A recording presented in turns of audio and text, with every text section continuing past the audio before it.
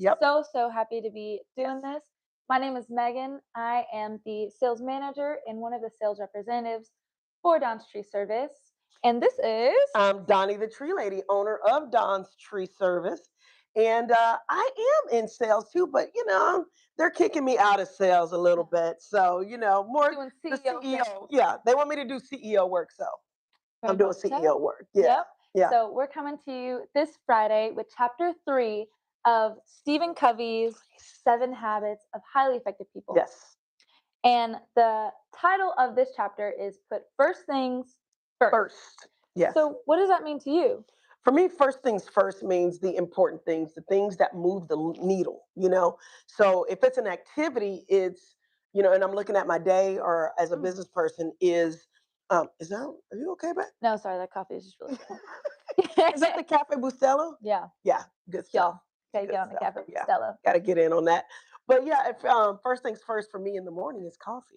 But first things first means that the important things that move the needle are the ones that I should pack at the beginning of my day. Yeah, You know, and so if I get the first things first done, meaning the hardest things or the most significant things done first, it sets my day up for success. yeah, And if I were going with mindset, heart, and what's important in life, then I would say first things first would be my family. Number one would be God, my family, and our team. mhm, Our people. Our people are number one. So yeah. yeah, what does that mean for you? Well, I think Stephen really breaks it down in a great way where, well, for me, it's looking at what I actually value. Hmm. And instead of just taking whatever is coming at me, like, you know, gonna be getting phone calls all the time, gonna be, putting out phone calls, I'm going to be, running into strangers and everything like that. And those are important things to make those phone calls and to, do all the tasks Yeah, during the day. But what first things first really means is it looks at what is the most important thing, what tasks and what activities are actually going to help you skew your life yeah, to be in line with your values. yeah. And it's very different, I've found, than just taking on whatever Hmm. hits you, Yeah, because then you're always in like crisis yeah, mode. yeah. you Absolutely. know? Well, going back to the actual title of the book, The 7 Habits of Highly Effective People. And so in the book, he zeroes in on the things that you need to do to be effective, or pretty much what effective people do, successful people do. And to piggyback on what you're talking about, meaning setting your life up, setting your day up based on your values, Yeah. setting your day up based on what you want to accomplish. Is this activity in alignment with my goals, or is it just fluff in my day? Hmm. Like, in order to make your days the most effective, you have to set them up first by doing the first thing first, Hmm. and basically the important things Yeah. that put you in alignment with your goals. Yeah. And Covey does a really good job of helping distinguish things because there's sort of 4 quadrants that any activity, anything in life can fall into. And he essentially draws a chart. You have a line, you have Vertical. x-axis, and you have a y-axis, right? She did good in school. He drew it like a box, right? So Uh, you just have essentially like a box and mhm. you have 4 quadrants. One, two, three, four. And the first quadrant the top left right here, it has urgent. Yeah. And then below that, you have non-urgent. So quadrant 1 is urgent, you have it on this side, and on the top of it, you have important and then non-important. Hmm. So quadrant 1 is urgent and important. The second column is urgent and not Not important. important. Yeah. Yeah. And Mhm. then the third column is urgent, not urgent and important. That's Uh, right. yeah. Sorry, y'all. I'm a very like visual Visual person. person. Yes. Yeah, if you Yeah. want to flip to the page, because honestly, it's easier to see. Hmm. But essentially, he has these quadrants, and we'll pull up the picture so you can actually see it. I love this company so much. Yeah, and we are a bilingual company, so that's Yeah. actually something that we're working on is becoming Mhm. more and more bilingual. Yes. And You are much more bilingual than I am, Do you so want I'm me to gonna find let it? you find. I know three is tres because we're on chapter three.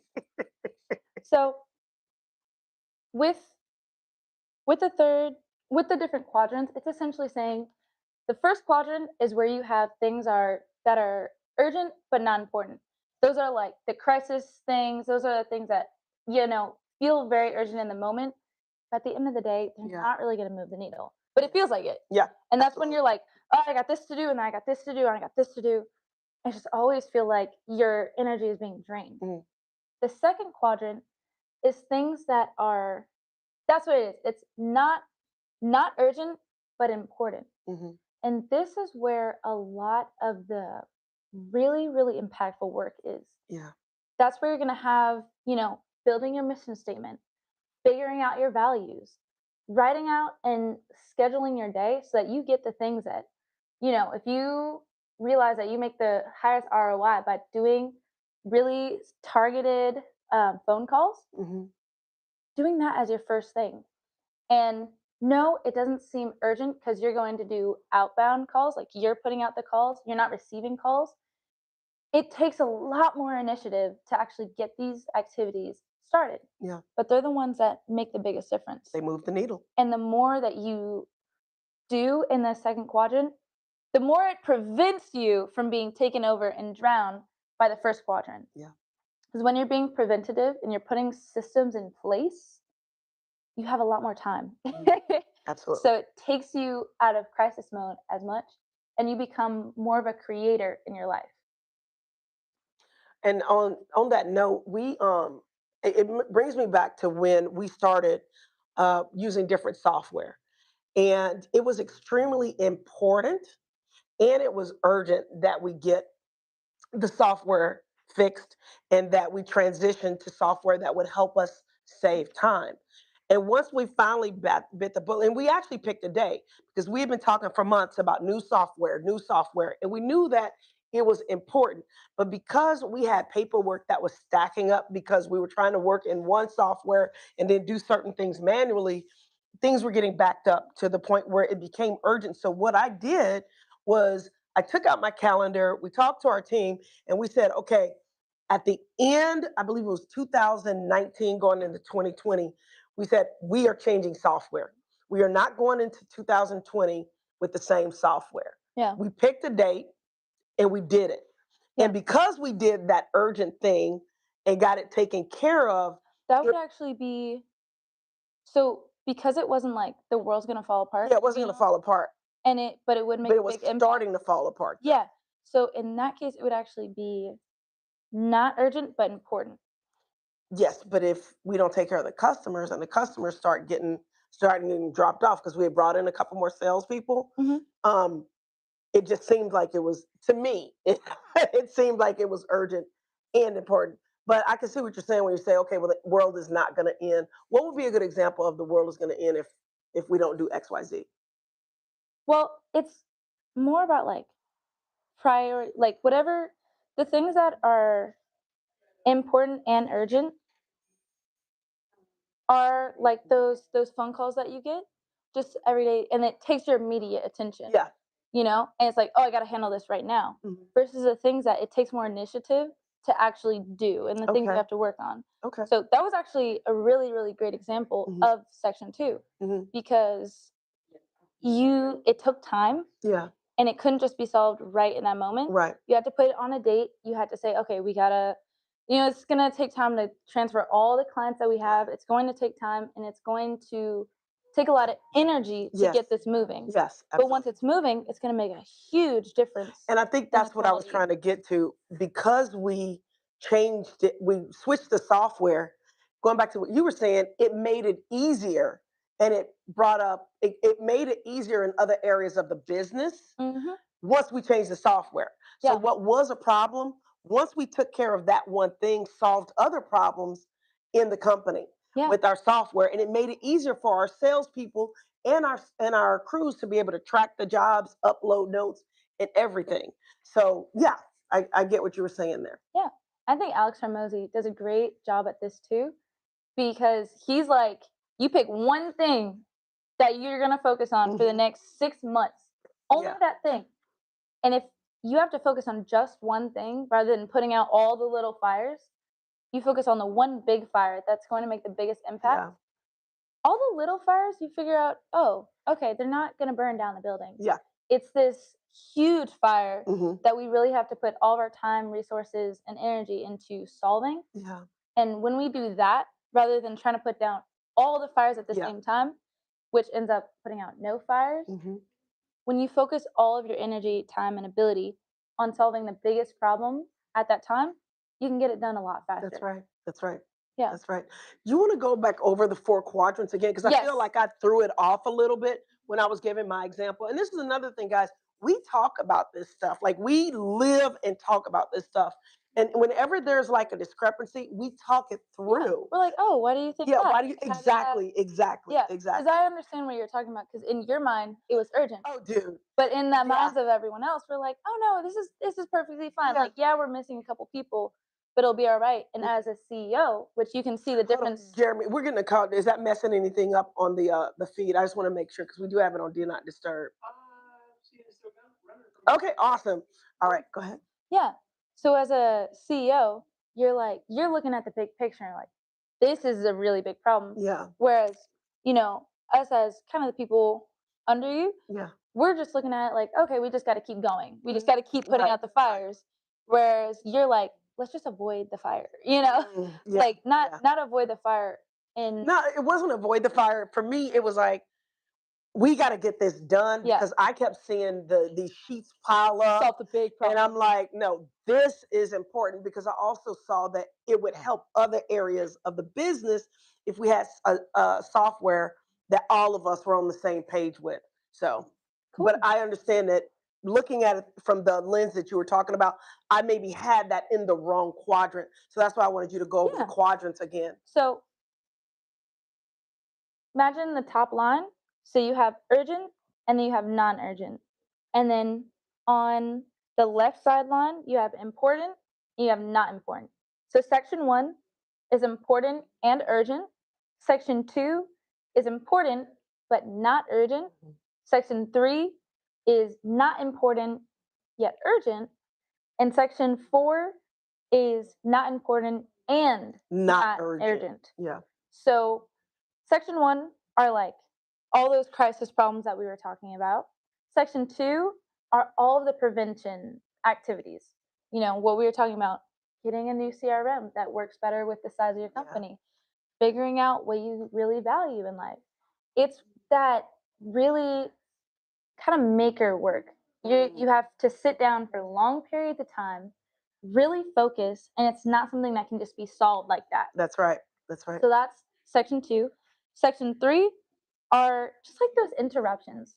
You have a spam call coming in. You have just random things that are hit through the day. You're like, "Oh, there's a festival going on over here," which yeah, that would be great to go to, but Because you could do some networking or yeah, something like that. Yeah. you can do some networking, but is it really super important? No. Exactly. No, So it goes into the urgent but not not important. important. That might actually go into 4. So like um honestly, urgent but not important would be more of those like meetings that seem really important but Mhm. aren't going to really Right. move you forward, Yeah. and they're not meeting with the people that you need to, because everyone is important, but not everything can be a priority, Yeah. which is like the definition of Exactly. priority. Got to And that's the other prioritize, thing. put If something something is a first. priority, it's supposed to be at the top of the list. If you've got multiple priorities, Then that's you not a don't have any priority. priorities. Exactly. Yeah, Yeah. And Alex Hormozy talks about that. yeah. To prioritize something is to put before. Yeah. So, and then section 4 are just like the pleasurable activities. It's the things that aren't really important and they're not urgent, but they bring you joy. Going to the movies, Coffee with you. coffee, Yeah. just like those small things in life, and playing video games, whatever it is. So they're not going to really move you forward, and they're not super important, and they're not like, oh, we got to do this right now. So it's just like those little activities that kind of increase Mhm. the pleasure in your life. Mhm. So those are the 4 quadrants, and Covey talks about the more and more we can focus on section 2, which is the important but not urgent, and carving out time, Yeah, because you really do have to carve out time, because it's not just going to happen. You're that's not just right. going to wake up and be like, "Oh, I know what I care most deeply about, and uh exactly how I'm going to lead my life." Hmm. It takes time to really hash out Yeah, and wrestle with. So it takes a lot more initiative to start. that's right. And I think some of the things that are important but not urgent would be things that, like Kobe was saying, that move your life forward. For me, meal prepping is something I really, really Mhm. want to do and am going to do because I've got a weight loss goal. I came up with a really good one that when I we're holding ourselves accountable, and this is the whole thing we saw with Cody Sanchez. I came up with something that's another story. But anyway, meal Check her out, by prepping. the way. She's Yes, awesome. Cody Sanchez is amazing. um, what was I saying? So meal prepping, managing my schedule, time blocking for the things that I need to time block, uh, uh, making sure we schedule time to do content, scheduling time to make sure all the paperwork is turned in. Those are all important, But but they not not urgent. urgent. But they make things work. They really Mhm. make, and they make things work easier, so you don't have as many urgent things. Things don't become a fire. Exactly. Yeah, Yeah. It's much better to plan, and the fires are a lot less yeah, than just be like, "Oh, we'll be all right." yeah, And then you're hit with 50 fires yeah, at the same time. yeah. And what this book, the first two habits of be proactive, and then uh you essentially, like, you are the programmer of your life. I want to get the exact wording Mhm. of it. And my dad used to always say, if you don't plan, you plan to fail. And I think there's a lot of truth in that For sure. because I'm telling you, I used to be the queen of winging it. And there are some things you can wing, but when you really want to start stepping up in your life and bringing value to your community and achieving your goals, winging it is not the thing to do. Yeah. Planning is the thing to do. And then execute. And here's another thing that I've caught myself in. I will make the most beautiful plans. Oh, I got that to-do list. It's organized. I have it on the notes app on my phone. But did I execute? Mm. And So you that's have to have the plan and you have to execute the plan. exactly. That's what habit 3 is all about. You have the first two habits of be proactive and then begin with the end in mind. Both of them are talking about leadership. You're looking above, looking at your life, and you're saying, "Okay, this is important. This is what I care about. This is what I'm going to do." Because if you're being proactive, you're taking responsibility. You're taking initiative for your life. Yeah. And the second habit of beginning with the end in mind is thinking about, okay, looking at the results that you want and making a plan for that. Yeah. So both of those are in the sphere of leadership. Yes. The third habit of put first things first is all about execution. Yes. It's okay, you have your plan. What are you going to do first? Yeah. And what is going to allow you to manage your life in a lot more efficient way? Mhm. Because here's this really, really good quote in there that goes, "Don't let the major things be, The minor become the major. yeah, don't Yeah. let the minor become the major." Or like, don't major in minor things. Yeah. Don't major That's in what it minor is. things. That's right. Yeah, You're right. You're don't right. major in minor things because it's not going to get you anywhere. That's And right. you end up, at least I know for myself, I've definitely done this a good amount Mhm. where I'll focus on all the tiny little things and I end up really frustrated. Yeah. I end up kind of in the mud. I'm like, I just seem to be surrounded and there's nothing I can do. So I spent so much of my time on unimportant things. Yeah. So habit 3 is really saying, okay, you are the leader in your life. Mhm. Now you got to manage it That's right. and manage it well. That's right. And that's what we're going to do, manage it well. And we're going to manage our time well. So next week, we'll be going into chapter 4. And we're really excited about this series of doing videos where we're talking about the books that we're reading. And right now, we're on 7 Habits of Highly Effective People. I've read this book a long, long time ago. I shared it with my daughter when she was younger. She's delved into it more recently as an adult. And actually, I'm going to go do a refresher. That's what I'm doing. Why? Because I always want to come to the table um, with fresh knowledge and not just going by my memory, of things. So, and that's something that I invite you to do. If you're one of those seasoned people like me and you're like, oh, I read that book a long time ago, which a lot of us in business have, reread it again at this stage in your life. And I think you Completely different book. completely different book. Why? Because you're a different person than you are when you read it at 23 or 38 or 32 or whatever age you read it at. Yeah, Yeah. absolutely. So thank you guys so much for listening. If you want to be a better leader and manager of your life and people, this is a book for you. Seven Habits of, So and yes, we'll we catch know you. it's in Spanish. So it's Spanish and English. Seven Habits of Highly Effective People. Yeah, So we'll see you guys next week. And in that time, we'll be working on the third habit and hope you guys are too. that's right.